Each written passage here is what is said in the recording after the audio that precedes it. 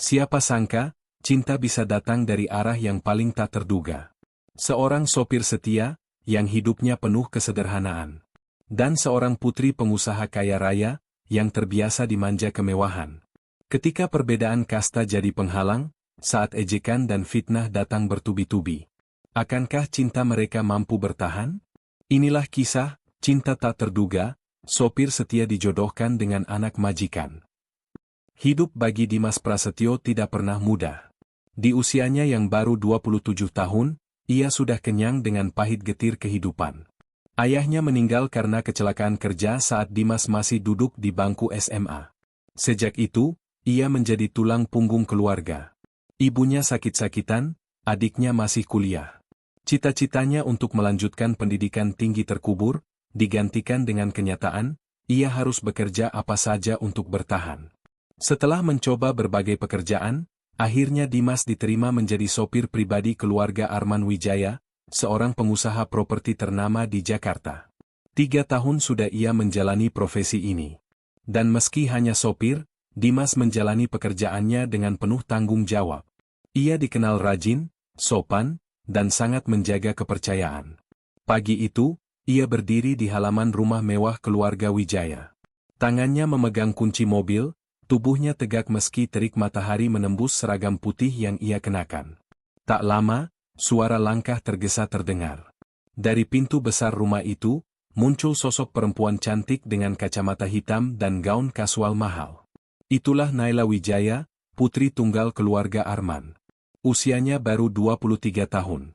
Cantik, elegan, berpendidikan luar negeri, namun terkenal keras kepala dan manja.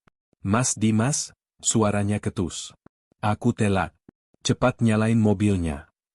Dimas menunduk sopan, membukakan pintu mobil. Silakan, Nona Naila. Naila masuk tanpa banyak bicara. Mobil melaju keluar dari gerbang besar. Namun tak lama kemudian, keluhan terdengar dari kursi belakang. Mas, nyetirnya kok pelan banget sih? Aku bisa telat, tahu. Dimas tetap tenang. Jalanan padat, Nona.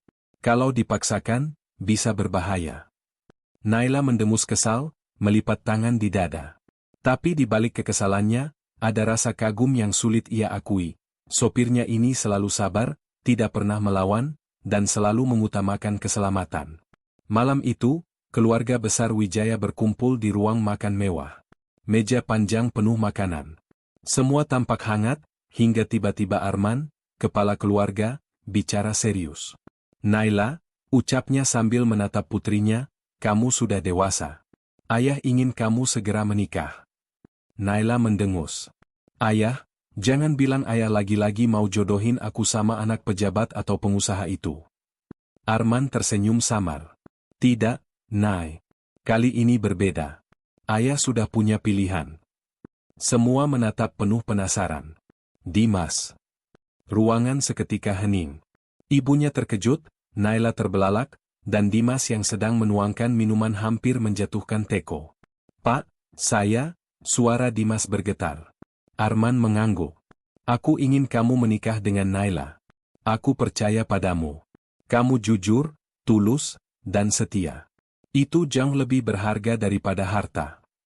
Naila bangkit dari kursinya, wajahnya merah. Ayah, apa ayah serius? Aku ini anak pengusaha besar, masa dijodohkan dengan sopir? Arman menatap tajam. Harta bisa hilang, Nay. Tapi ketulusan hati, itu yang paling penting. Naila tak kuasa menahan emosi, ia berlari meninggalkan meja makan.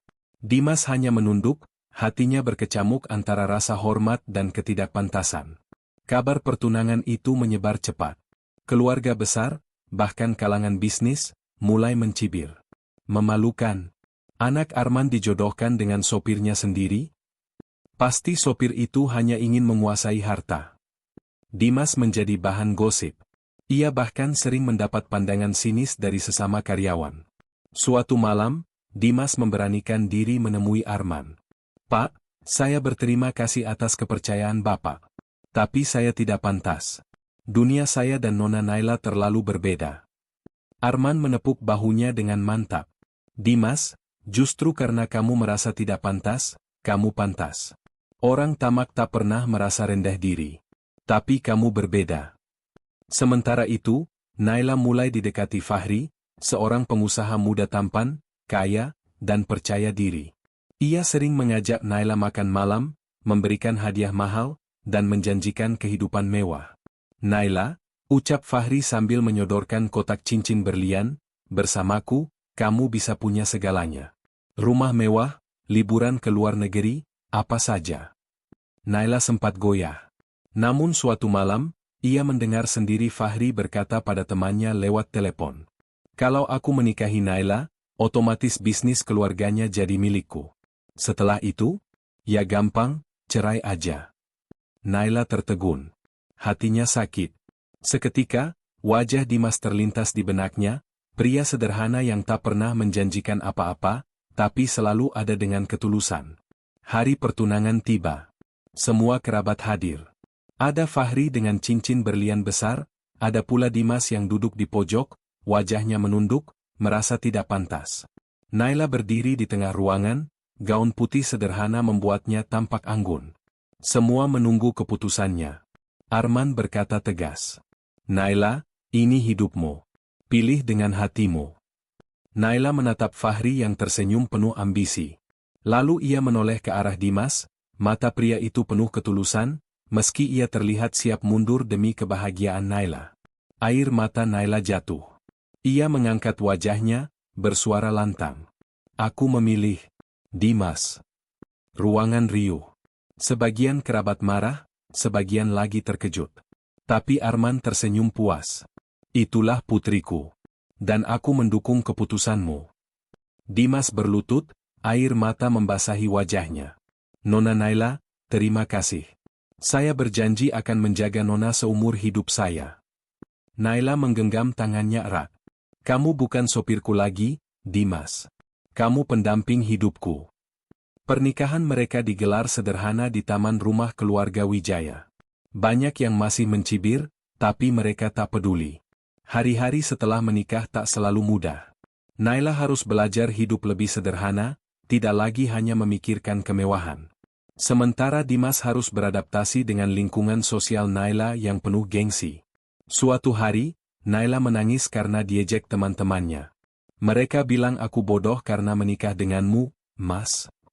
Dimas menggenggam tangannya. Biarkan saja, Nay. Mereka hanya melihat dari luar. Tapi kita tahu, cinta kita nyata. Lambat laun, Naila semakin memahami arti cinta sejati. Bukan soal harta, tapi tentang hati yang saling menguatkan. Beberapa tahun kemudian, mereka hidup bahagia. Dimas mendirikan yayasan untuk anak-anak sopir agar bisa sekolah tinggi, sementara Naila mendukung penuh. Kini, cinta mereka menjadi bukti nyata. Bahwa cinta sejati tak pernah kenal kasta. Karena hati yang tulus, selalu menemukan jalannya. Tamat.